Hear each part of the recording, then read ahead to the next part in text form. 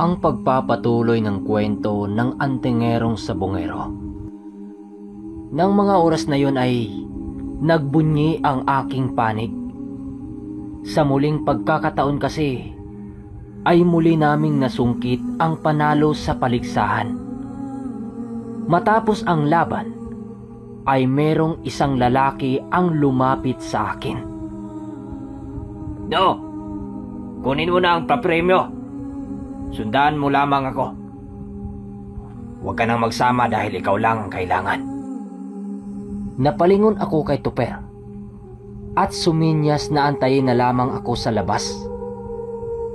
Pagkarating ko sa isang maliit na silid kung saan naroon ang pinuno ng mga dayo, ay nakita ko ang isang lalaking puno ng pasa sa katawan habang nakagapos sa isang bangko. At ito yung lalaking nagpaalala sa akin na ipatalo ko raw ang laban. Nagulat ako kasi bakit nakagapos ang lalaking yon? Nang biglang may magwika sa akin sa likuran ng, "Kung ganon, matigas ka sa lugar na ito. Sinabihan ka na pala na sa dapat mong gawin, hindi ba? Pero sumalungat ka. Ngayon, parang ikaw na rin ang nagpahamak sa buhay mo at sa mga kababaryo mo." "Patawad, Ginoo. Akala ko kasi nananakot lang ang taong inutusan ninyo. At isa pa, kung alam ko lang na ganito pala ang hangarin nyo at pagkukunyari sa harap ng mga tao, hindi na dapat ako sumali rito."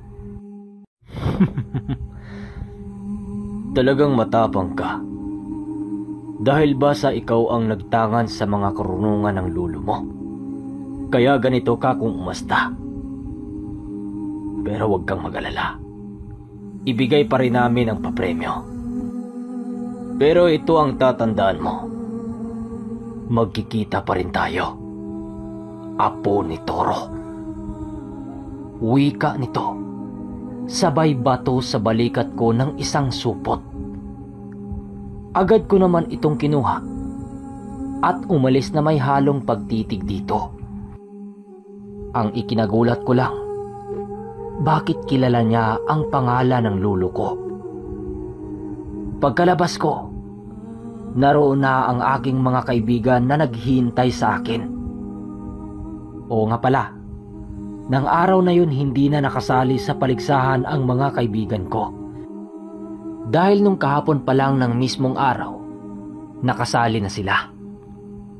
Habang papauwi kami, dala ng aking mga kasama ang pag-asang muling babalik ang grupo na yon. Dahil sa bawat sali nila sa mga sabong, mapanalo man o talo, nagkakapera sila. Pero hindi nila alam ang dahilan at kahulugan sa pagpapakitang tao ng grupo. Matapos naming magpaalam sa isa't isa, ay dumiretso na ako sa aming bahay. Gabi na ng mga oras na yon dahil sa inumang nagaganap sa baryo. Nakita kong natulog na ang aking lula, kaya hindi ko na ito ginising pa. Kinaumagahan, pinili kong magluto ng pagkain. Niluto ko na ang manok na binuro sa asin na panalo ko nung kahapon. Matapos kumain, ay ang pag-asikaso ko sa mga alaga kong manok na mga panabong. Nagbiyak rin ako ng mga kahoy nang sa gayoy may maigatong kami sa mga susunod na araw. Kinahaponan ng mismong araw, kasalukuyan naman akong nagpahinga noon. Nakahiga ko noon sa ilalim ng puno na naroon sa aming bakuran, habang katabi ang manok panabong ko. Nakasanayan ko na ang ganong mga gawain, kagaya ng kapag walang ginagawa, hinihimas-himas ko ang mga tandang. At kasabay niyan ay ang pagbuklat ko sa libreta na naiwan ng aking lulo. Sa pagpapatuloy ng aking pagbabasa, tila ba naglakbay ang aking diwa dahil sa kwentong nakasulat sa libro. Sa kwentong aking binabasa, doon ko nakilala ang isang antingero na albularyo na halos tingalain na ng karamihan. Bukod kasi sa walang nakakaalam sa tirahan nito, sabi-sabing nagbibigay din ng antingerong yon ng mga ginto sa mga taong gustong makipag-isa sa kanya. Sa sandaling iyon, bigla namang pumasok sa aking isipan ang grupo ng mga antingero na nagsasagawa ng paligsahan sa bayan. Subalit ang mga taong hindi nito nagugustuhan na ginawang trabaho ng mga ito, ibinalik niya ito sa lupa na merong baon-baong sumpa. Hindi naman yun nakakasama sa estudyante nitong binibitawan dahil ang naapektuhan lamang nito ay ang pag-uugali na ayaw ng albularyong antingero. Kung ikaw na mapangmatang tao, bibigyan ka ng dalubhasang yon ng isang sumpa upang magbago ang iyong pag-uugali. Hindi rin ito makakatanggap ng ginto na galing sa albularyong antingero dahil sa masama nitong ginawa sa kapwa. Matapos ko yung mabasa, doon ko napagtanto na nakatira pala ang antingero na yon sa kabundukan ng Ilahas. Nagbibigay rin ito ng ginto sa mga nakakilala sa kanya na may angkin ding kakayahan sa mga katulad na larangan na kanilang tinatahak. Nakikilahok rin ang taong yun sa mga larong Pilipino kagaya ng sabong. Dito kasi nila madalas nakikita ang iba't ibang uri ng aswang na nakikisama sa tao. Habang binubuklat ko ang bawat pahina ng libro, doon ko nakita ang isang kwento sa aking luluturo na minsang naninilbihan sa dalubhasang iyon.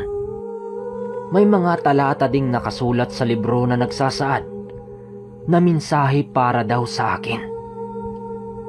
Chris, kung sakali mang mabasa mo ito, nangangahulugan lamang na ikaw ay isa ng ganap na katulad ko. Apo, may mga digmaan akong naiwan na maaring sayo ay maipasa. Nais ko mang tapusin ang aking nasimulan habang ako'y nabubuhay, subalit hindi ko ito nagagawa dahil sa pagbalot ng sumpa sa akin ni kamatayan. Wala akong ibang hinahangad kundi ay ang mabuhay kang masaya kapiling ng iyong lola. Magsanay ka, Chris. Huwag mong masyadong bigyan ng pansin ang sabong. Siguradong papalapit na sila. Mensahe ng lulo na nakasaad sa libro. Matapos ko itong mabasa, hindi ko mawari kung anong kalaban ang tinutukoy ng aking lulo. Halos sa sobrang lakas na noon ng mutyang tanga ni Lulo Turo, wala na akong maisip na demonyong makakatalo dito. Dala ng aking pagnanais na malaman, nagtanong-tanong ako sa aking lula ukol sa mga bagay-bagay. Pagpasok ko sa tahanan, naabutan ko naman itong nagluluto ng kakanin sa may kusina. Lola, tapos na ho ba kayo? Oh, tapos na ako. Bakit? May kailangan ka ba? Kasabay ng pag-uwi ka nito ay ang pag-upo namin sa sala para mapag-usapan ang mga bagay na aking ninanais. Maya-maya lang, sinimulan ko naman itong ikwento. Lola, may alam ho ba kayo sa mga nilalang na may kakamping demonyo na nakalaban ni Lulo Turo? May mga sulat kasing naglalahad ukol sa mga nilalang na hindi niya nagawang ubusin. Matapos itong marinig ng lola ko, huminga naman ito ng malalim habang nag-iisip. Hinayaan ko lang yon dahil maaring nalimot na rin ito ng matanda. Dahil sa napakatagal na panahong lumipas. Nang maya-maya lang, nagkwento naman ito tungkol sa 5 matitikas na binata na minsang nakasama ng aking lulo Turo. Apo, alam mo ba na bago naging dalubhasang antingero ang iyong lolo, meron siyang kasamahan na halos itinuring na niyang kapatid. Kasama niya ito sa lahat ng kanyang pagtutuklas sa iba't ibang uri ng motya at agimat. Kagaya mo, halos lahat ng lakad nito, meron itong dala-dalang tandang na kanyang lilibangan. At saka, yan din talaga ang hilig niya. At sa ilang taon nilang pagsasama ng mga kaibigan niya, naging masaya naman sila. Subalit nang gawin nila ang panghuli nilang misyon, doon na nagbago ang lahat. May natuklasan kasi sila noon na isang lugar na kinahimlaya ng isang natatagong kapangyarihan. Kung hindi noon nagkamali si Lulo Turo mo, ang lugar na yon ang siyang pinaglalagakan ng isang singsing na kayang kumontrol sa lahat ng uri ng demonyo. Ayon sa lula ko, na kapag suot-suot mo ang singsing na yon, magagawa mong mautusan ang mga nilalang. Kahit mga demonyo, magagawa mong mautusan kahit walang kapalit. Ayon sa lula ko, na noong dumating ang pagkakataon na tinraidor na si Lulo Turo ng mga ito, naiwan siya noon sa lugar ng napakahabang panahon. Habang naghanap siya ng paraan para makalabas sa lugar na yon, doon niya nakita ang libretang naglalaman ng kasulatan at kasaysayan. Bagamat malalim na salita ang naroroon sa libreta, nagawa pa rin itong mabasa ni Lulo Turo sa pamamaraan ng bertudis na naroon sa kanyang katawan. Ayon sa kasaysayang kanyang natuklasan, merong isang dalubhasang mangkukulam na nabubuhay sa isang hindi matukoy na kalupaan ng mga maharlika. Namumuhay ito kasama ng Raha na naninilbihang isang punong tagapayo. Dahil sa dami ng demonyong gumagala sa ilang lugar, kung kaya't humiling ang Raha sa mangkukulam na gumawa ng agimat na kayang kontrolin at pamunuan ang lahat ng mga demonyo na gumagambala sa kanila. Dahil sa pagiging tapat ng mangkukulam na yon, nagawa niyang ialay ang kanyang buhay para sa Raha. Matupad lamang ang nais nito.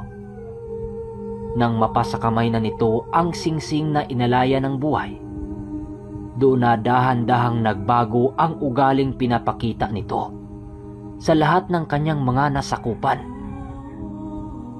Mas lalong naging mabagsik ang Raha at halos wala na ito gaanong taong pinagkakatiwalaan maliban sa mga demonyong kaisa sa kanyang tribo.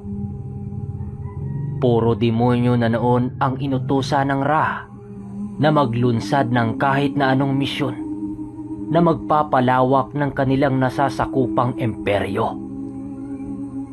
Sa halos ilang taon, mas naging kahindik-hindik ang pamumuno ng Raha. Nang dumating sa puntong nakakaramdam na ng Raha ng panghihina dahil sa katandaan, sinubukan pa nitong dayain ang kanyang kamatayan. Subalit kagaya ng tadhana ng karamihan, hindi nagtatagumpay ang Raha. Nang dumating na sa oras ang kanyang kamatayan, inuutos niya sa lahat ng mga demonyong kanyang kasangga na maghanap ng isang lugar na pwede niyang paghimlayan. Naniniwala rin kasi ang Raha daw na babalik din ang kanyang kaluluwa sa orihinal niyang katawan makaraan ang 100 taon na pamamahinga.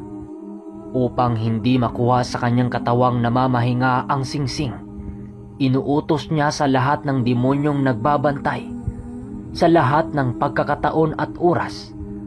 Ngunit sa pagkatagal ng panahon na pagbabantay ng mga ito, naisipan na ng mga demonyong lisanin ang lugar na pinagpapahingahan ng Raha. Ang tanging naiwan na lang sa lugar ay ang kabuuhang singsing na may sumpa sa lupa sa sinumang magtatanga nito.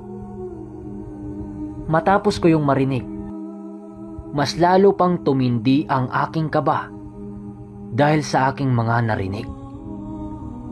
Kung totoo man ang kwento ng lola, maaaring kasalukuyang patagong naninirahan ang kaibigan ni Lolo Turo na nagtatanga ng ganon kalakas na agimat.